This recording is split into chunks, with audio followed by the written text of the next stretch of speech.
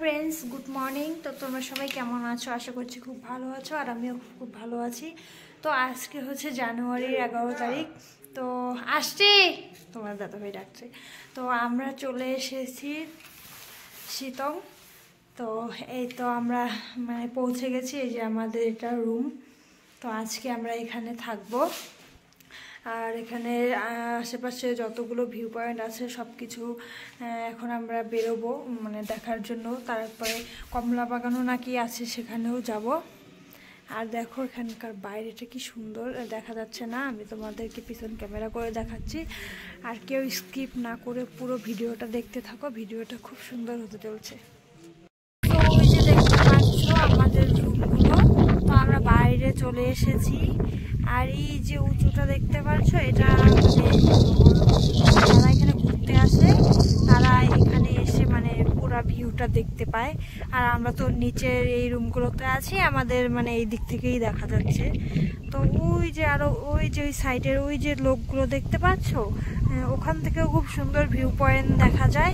ওই লোকগুলো ওখান থেকে দেখছে। আর এখানে অনেক লোকজন এসেছে। আমরা যখন এসেছি ভেবেছি হয়তো সেরকম লোকজনই নেই, দেখি প্রচন্ড ভিড়। আর এই দেখো এখানের ভিউটা দেখো শুধু, ওই যে দেখছো সাদা সাদা, ওগুলো হচ্ছে গিয়ে এখানকার লোকেদের বাড়ি। আর এই যে নদী, তো ভিউটা দেখো শুধু তোমরা, কত সুন্দর লাগছে। তো আমরা রুম থেকে রেডি হয়ে এখানে চলে এসেছি ডাইরেক্ট।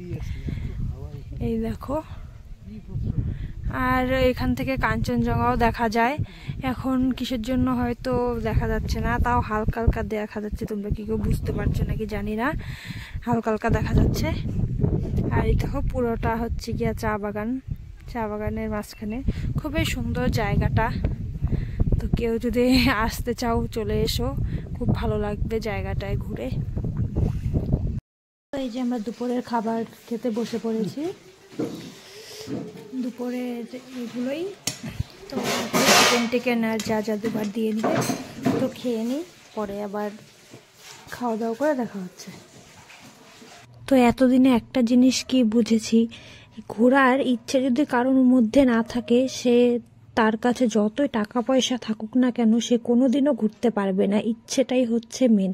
তো আমার এই বিয়ের 1 বছরের মধ্যে তোমাদের দাদাভাই আমাকে এত এত জায়গায় ঘুরিয়েছে যে সারা জীবন যদি আমি আর নাও ঘুরতে বেরোই, আমাকে কোথাও না নিয়ে যায়, তাও আমার কোনো আফসোস থাকবে না। এই দাদার দোকান থেকে আমরা যে কমলা নিয়ে নিলাম। তো এখানে এসেছি, এখানে পুরো কমলা বাগানে ভর্তি, আর কমলা নিব না, তাই এই যে 1 জোপা কমলা নিয়ে নিলাম। তো খেয়ে দেখেছি খুবই মিষ্টি, খুবই ভালো। পড়ে গেছে, পড়ে গেছিল। আর এতদিন ঘুরে আমার শুধু মনে হতো যে সব পাহাড়ের ভিউ মনে হয় একই রকম। একই রকম হলে কি বলতো, এক একটার এক এক রকম সৌন্দর্য।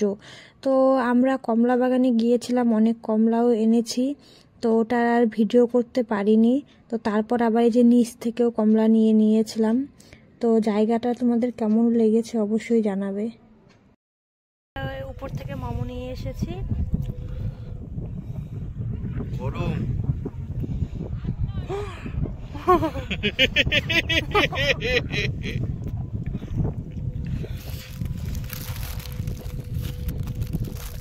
তো অনেকবারই আমার বর আমাকে না করছিল যে এখনই খেও না, একটু ঠান্ডা হোক তারপরে খাও। তো আমি ভেবেছিলাম যে হয়তো ঠান্ডা হয়ে গেছে।